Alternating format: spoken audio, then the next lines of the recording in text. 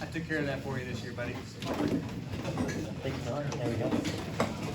All right, so I've been asked to just do a little introduction to the book that we're going to be doing some work in this week, or this weekend, and so I will do that. The book is The Men We Need. Hunters, fishermen, athletes, steel workers, or steel mill workers. These are the men who surrounded Sherry Lynn when she was growing up. And so that's what she thought defined what a man was. So when she met the author of our book, Brant Hansen, she didn't really know what to think because he wasn't exactly the stereotypical manly man. But she was invited over to his house to have dinner with him and his family. And she says within 10 minutes, she noticed what she believes is the definition of a man.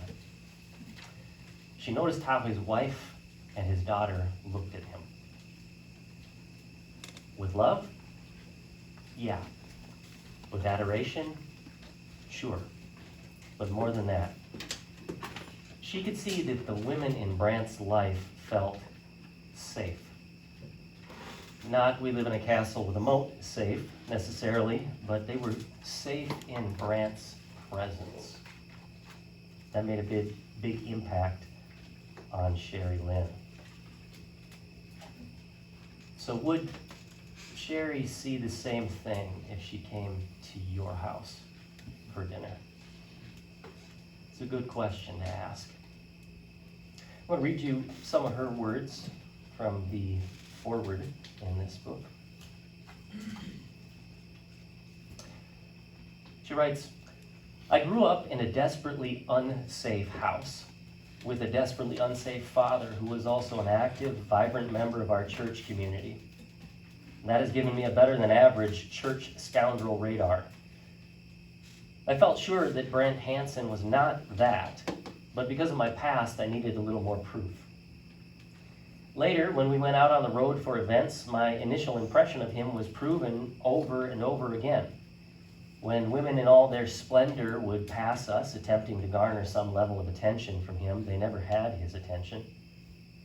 Never did I see him say or do anything he wouldn't have done in front of his family. There, away from his wife and daughter, he was still committed. He was still faithful. They were still safe. In the almost decade we've worked together, I've had countless meals and events with the Hansens. The way they look at him hasn't changed. It is clear he is still their protector. I hounded him to write this book. For years, I've watched young guys flock to him. And I think it's precisely because he's not the culture's idea of manly, and yet he takes his role as protector seriously. Time after time, guys see that and they want to know more. This book is the more. There are so many people telling men what they shouldn't be today. I truly believe Brant is one of the men, or is the one to tell men the joy of all they could and should be, all God purposed for them when he uniquely made them men. So that was her impression of this man who wrote this book. And rather than summarizing who he is, I'm going to read you his short introduction from the book. It's only a few minutes long. I think his words are better than what mine would be. So, very important introduction. Thank you for reading this. Most people skip over introductions in these sorts of books, and by most people, I mean me. But I need you to know a couple things from the outset. First, it's impossible to write a book about masculinity without tripping a lot of wires. And I tend to trip wires anyway without really trying. My friends are worried about me. You're going to be blasted, they say. I tell them, maybe, okay, probably, but still. I realize I'm dealing with a cultural flashpoint, and I'm not here to write a social commentary or a critique. There are plenty of other options for that. And while you'll notice a lot of allusions and direct references to Scripture, this isn't a theology book per se either. I'm here to answer a simple but not simplistic question. Here it is. What are men supposed to actually do? This book is about a big vision for manhood. We've lacked that vision, and all of us, men, women, and children, are hurting because of it. The vision is this. We men are at our best when we are keepers of the garden. That means we are protectors and defenders and cultivators.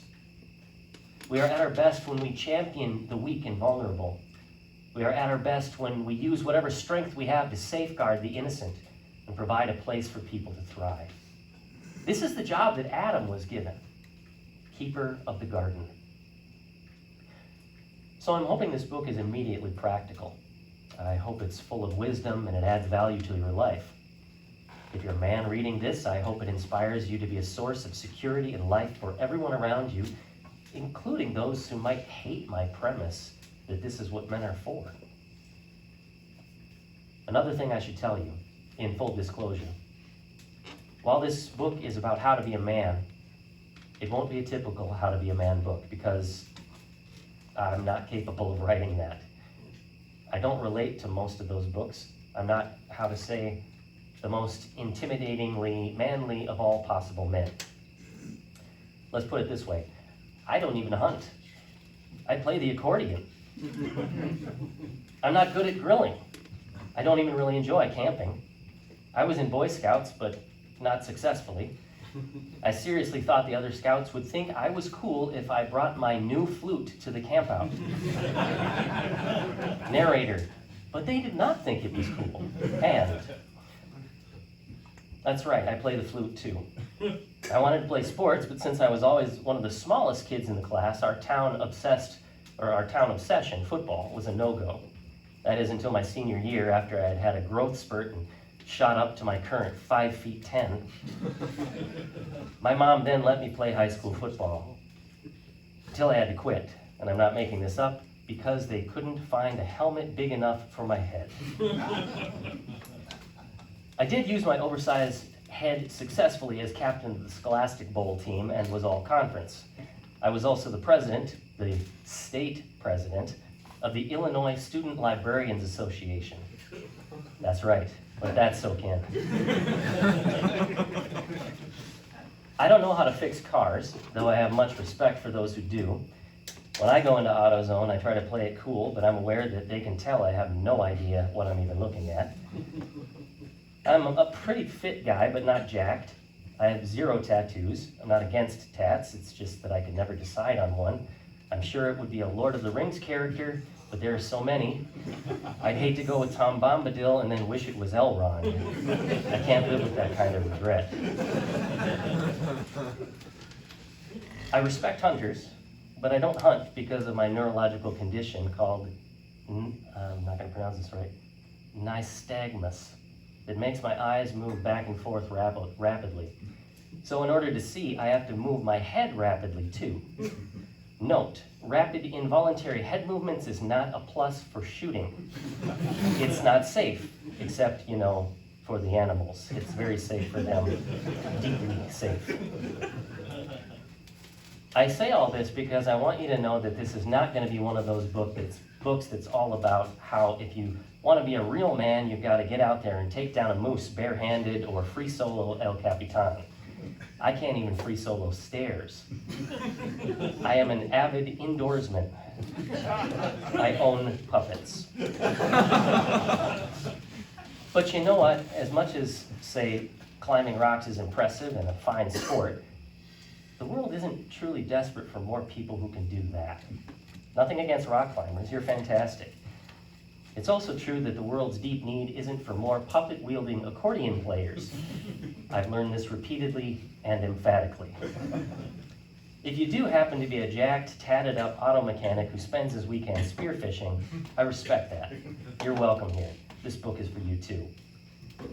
But those things, cool as they are, aren't at the heart of what people are yearning for from us. There's something much deeper and much better, and that's what this book is about. I should also let you know that this book is written by someone who believes in God.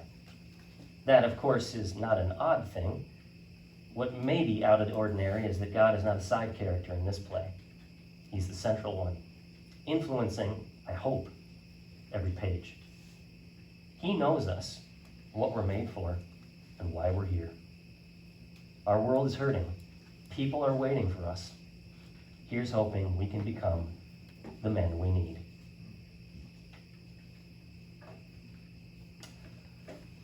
So I've read this book cover to cover and read parts of it over and over and over. I presented a lot of its content to the guys at Emmanuel during mini class week. There are a good number of stories that I really want to share with you out of this book. There's a story about one of the best-selling posters of all time that also happens to encapsulate what women really want. There's a story about a mouse utopia that illustrates what happens when we abandon the role that God gave us to play. There's a story about a 6-year-old boy who was willing to die to protect his little sister, and he proved it when danger came snarling her way. More than interesting stories, Brant Hansen does us a great service by dismantling a prevalent myth that is running rampant in our society today, and that is that as long as you're not hurting someone, then whatever you're doing with your life is just fine. I'd love to tell you these stories in full, but I don't want to steal the thunder of our presenters. So instead, I will thank Ross Rail, who is not here, right? I don't think Ross is here. He suggested I read the book because he had read it and thought it had some good things to say, so thanks, Ross. I've already told you what I like about it. One other way that I've used it, other than at Emmanuel, is that I've opened some of our meetings at Messiah Church with parts of chapters or chapters from the book, and not every one of the chapters would be fitting for that, but quite a few would be a good place to start and would certainly begin conversation. With that said, I will leave you with the basic premise that Brant already stated in his introduction. We men are at our best when we are keepers of the garden. May the Lord, our great Savior God, bless our conversations around this book this weekend.